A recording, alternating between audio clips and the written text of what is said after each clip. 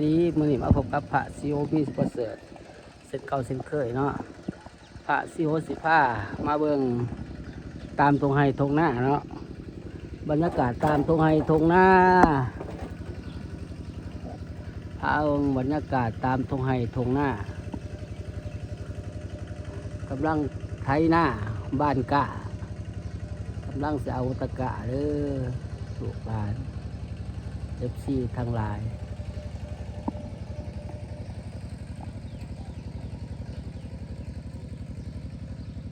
เบิ่งตามตรงไฮทงหน้าบรรยากาศย่ามมื้อเช้า8 โมงยัง9 นาทีเนาะเอาฝาดสวยๆตรงน้ำมาให้เบิ่งตามตรงไฮทงหน้าตามแคมบ้านนะตามแคมบ้านตามแคมบ้านหางแห้งเมืองคงสโรนแข็งสารวันเอาบรรยากาศมาฝากเอฟซีลาวไทยในต่างประเทศเนาะให้ดูให้ส้มฝากติดตามช่อง YouTube ของพระซีโหมีสิประเสริฐให้เด้อกดไลค์กดแชร์ให้กดติดตามให้เนาะอะไรฟาดมาไว้เนาะอะไรฟาดไม่ไว้กดไลค์กดแชร์ให้เด้อเป็นกำลังใจให้เด้อให้ซ่องให้พระซีโหบุบีสิประเสริฐซ่องพระซีโหมีสิประเสริฐอันนี้เด้อบรรยากาศตามเส้นทางเนาะตามเส้นทาง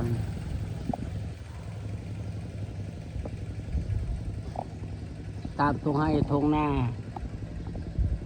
ตามเส้นทางตามตรงให้ทงหน้า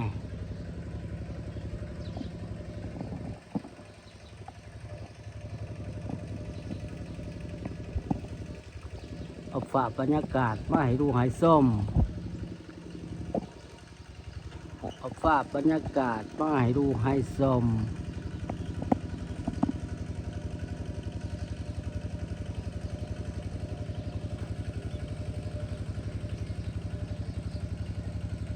ภาพบรรยากาศมาให้ดูให้ชม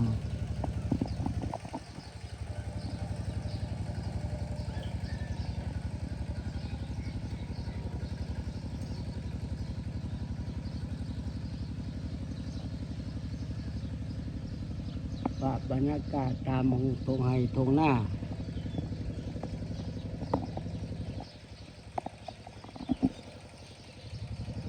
เดือน8ออกไม่4 ค่ำกงกับบ้านฟ้าหัด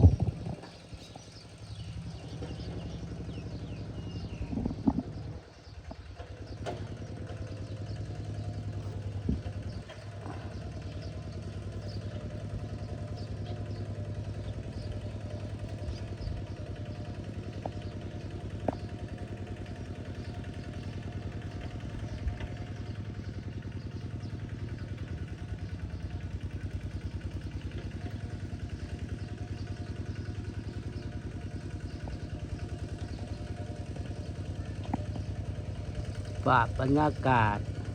ตามตรงให้ทงหน้ากำลังไถหน้าจะเอากะ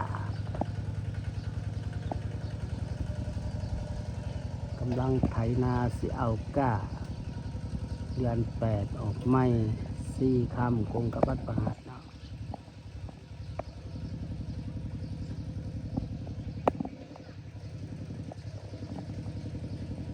กำลังเขาเจ้าสิเอากะออกเป็นงานโยมสิเอากะ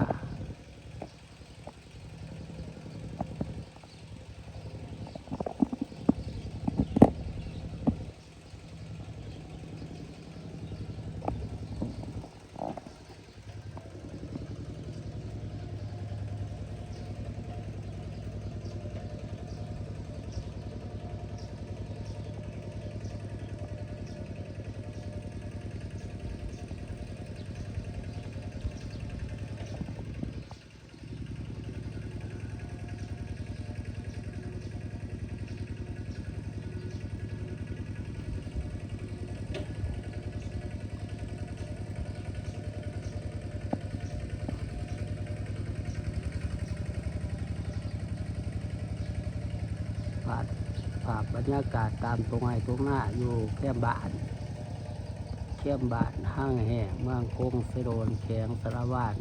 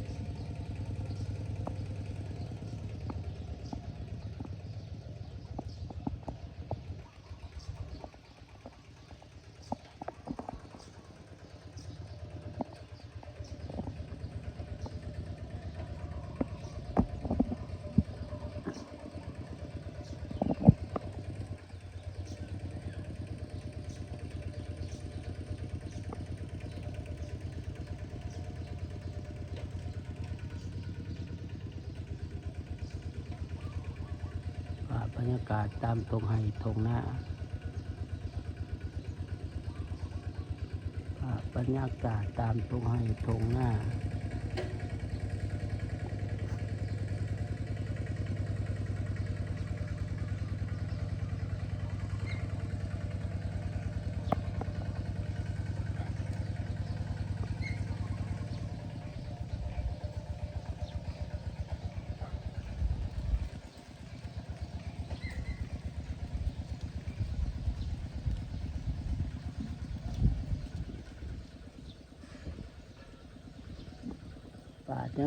บรรยากาศสวยๆงามๆมาฝาก FC ดาวไทยและต่างประเทศ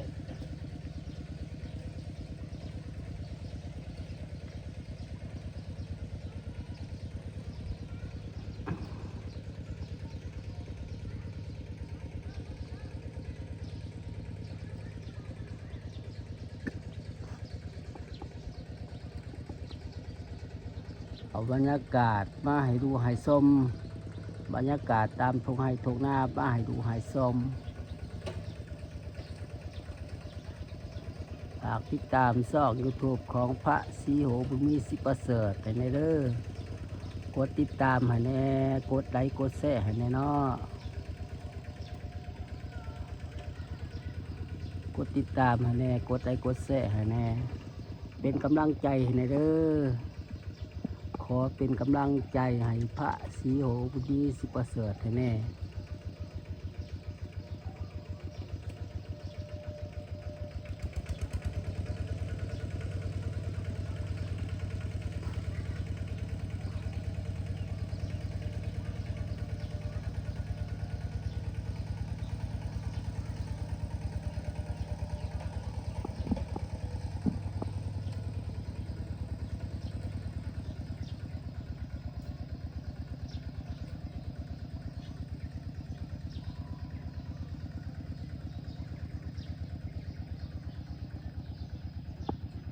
บรรยากาศยามมื้อเช้าตอน8 โมงมาให้ดูให้ชม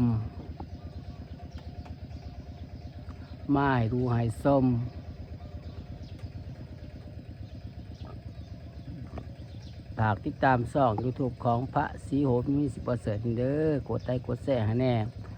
ขอให้อยู่ดีมีแห้งแต่ความสุขกายสบายใจให้มีอายุมั่นขวัญยืนบัดนี้พระศรีโหก็ขอลาไปก่อนบ๊ายบาย